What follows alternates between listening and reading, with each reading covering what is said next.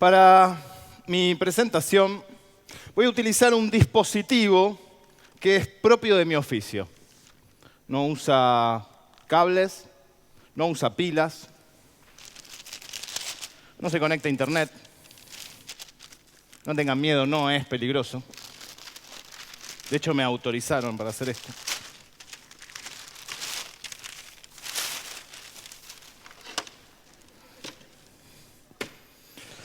Esta herramienta de trabajo sirve para decir que yo me voy a quedar acá con ustedes. Y otra herramienta que utilizo es la palabra. Y el medio con el que trabajo es la imaginación. Yo soy un narrador de historias. Soy un cuentero especial. Pero la mejor forma de mostrarles cómo es mi trabajo es contándoles un cuento. Y les voy a contar un cuento antiguo, un cuento folclórico japonés, que dice así. Había una vez un samurái que se llamaba Kasai, el samurái Kasai. Y un día el samurái Kasai regresó a su casa y, como es habitual en los japoneses, se sentó sobre sus talones. Y de pronto escuchó una voz que le hablaba desde su interior y le decía: ¡Samurái! ¡Soy tu alma! ¡Encuéntrame! ¡Estoy camino al cielo! ¡Estoy camino al infierno! ¿Eh? ¿Quién habla ahí? Porque mi alma tiene voz de niña. ¿Eh? Pero el alma del samurái no volvió a decir nada. Y el samurái quedó muy perturbado. Andaba por los caminos, tomaba a la gente y le decía: ¡Camino al cielo! ¡Camino al infierno! Nadie sabía qué decirle. Y así este samurái fue al norte, fue al sur, fue al este, fue al oeste. Y de todo ese viaje solo encontró la mitad de la respuesta a su pregunta.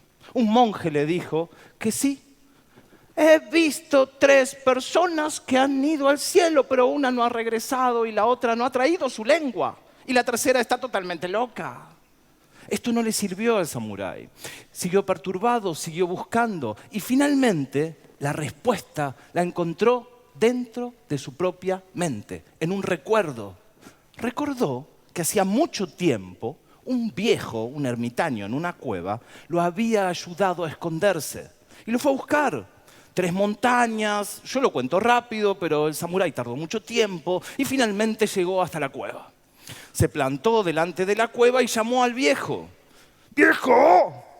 ¡Soy el samurái Kasai! ¿Te acuerdas de mí? Estoy buscando el camino al cielo, el camino al infierno.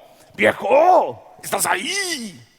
Y después de un rato apareció el viejo con la mitad de la cara iluminada y le dijo: casi me acuerdo de ti. Claro que me acuerdo de ti. Samurái gordo, samurái oloroso, samurái flatulencia dejó en mi cueva. Tuve que limpiar la cueva con olor a samurái durante días enteros para sacarme el olor a samurái, que es cobarde, porque el samurái se escondió dentro de la cueva del viejo como un niño se esconde en la falda de su madre. Samurái gordo, oloroso y cobarde y tonto, lento, samurái inútil. A medida que el viejo iba insultando al samurái, el samurái comenzó a enfurecerse cada vez más, hasta que con la vena hinchada sacó su katana afilada y en el momento en que estaba blandiendo la espada para cortarle la cabeza al viejo, el viejo le dijo: ¡Asa es el camino al infierno! Y el samurái, quien comprendió el mensaje, volvió a guardar su katana, a lo que el viejo agregó: y asa es el camino al cielo.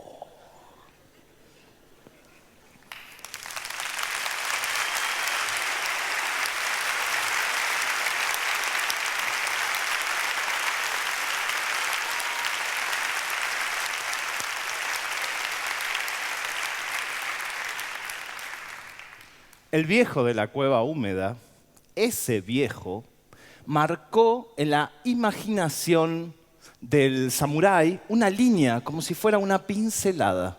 Y de un lado de esa línea quedó el bien, la bondad, la comprensión, la paz. Y del otro lado quedó el infierno, la violencia, la guerra.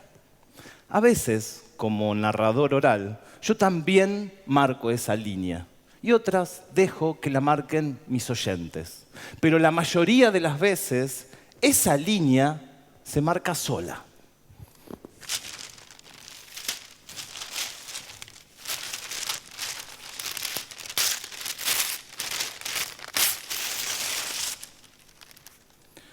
Parece solamente un borde, desprolijo por cierto, pero es mucho más que eso. Lo que está del otro lado del borde, lo que está del otro lado de la línea, es lo marginal. Y aquello que es marginal nos es desconocido. Y lo desconocido nos transforma en ignorantes. Y la ignorancia alimenta al miedo. Y frente al miedo, o huimos o atacamos. O huimos o atacamos. Y esto es algo que le sucede a los que están de un lado del borde y del otro lado del borde también.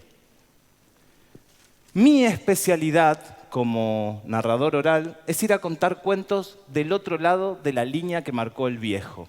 Yo cuento mitos, leyendas, relatos, anécdotas, historias en cárceles, en villas, en hospitales, en basurales, pero también lo hago en escuelas, en bares y en teatros. Y cuando cuento cuentos, recibo respuestas, observo transformaciones. Cuando cuento cuentos, la violencia queda afuera, las armas quedan afuera y aparece la persona. La persona queda adentro y con ella queda adentro su esperanza. La unidad número 48 es una cárcel de máxima seguridad. Ahí adentro funciona una universidad, la Universidad Nacional de San Martín. Y en ese contexto yo coordino un taller para inventar y para contar historias. Este es un ejemplo de cómo la esperanza queda adentro. Yo soy Martín Horacio Bustamante, estoy en la unidad 48 de acá de San Martín. Y bueno, me encontré con esto que me pareció maravilloso, ¿no? Porque dije, me puse a pensar quién me contó un cuento a mí. Y me pregunté si yo le conté algún cuento a mis hijos, y yo no le conté ningún cuento a mis hijos. Y me generó algo dentro que no puedo expresarlo con palabras, es algo que no se puede expresar. Y le conté un cuento a mi hija. Como te conté, vino a visitar a mi hija y le conté un cuento a mi hija que... Vos sabés que no me olvido nunca más la cara con que me miraba, creo que quedó grabadísimo. Viste que hay momentos que vos con tus hijos buscás esos momentos, esas caras, esas muecas, que se te graben, las fotos que se te graben. Y bueno, tengo 800 fotos de ese día, ¿viste? De la cara, de cómo me miraba, de cómo abría los ojos, de cómo los gestos. Y después miro a la madre y con los ojos llenos de lágrimas que se le caía una lágrima, ¿viste? Una ternura terrible, ¿no? Pero ahí me di cuenta y digo, qué loco, ¿no? Tantos años pasaron y yo recién hoy aprendo a contarle un cuento a mi hija. Después de ese día,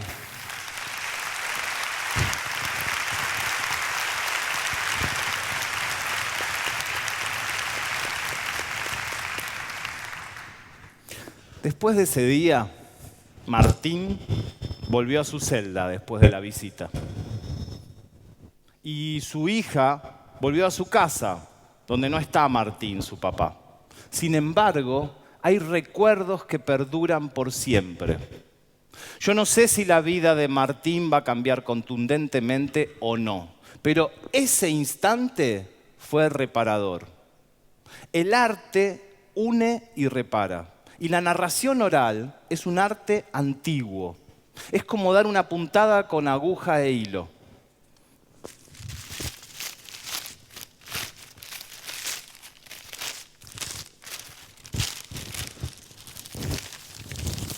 Es muy posible que la tela, que el tejido no se vuelva a unir por un solo punto.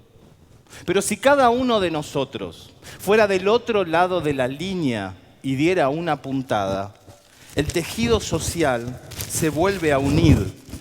Es muy posible que no quede como antes. Va a haber marcas, va a haber recuerdos, va a haber desconfianza, pero va a estar unido.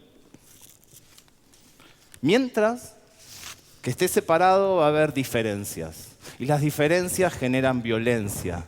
Y el sistema responde a esa violencia con más violencia, multiplicándola, replicándola. Narrar y escuchar historias es reparador. Las historias nos tienden puentes, lazos, de forma amable. Las historias desde hace miles de años nos enseñan, nos muestran que la vida se puede manejar de diferentes formas frente a una misma situación.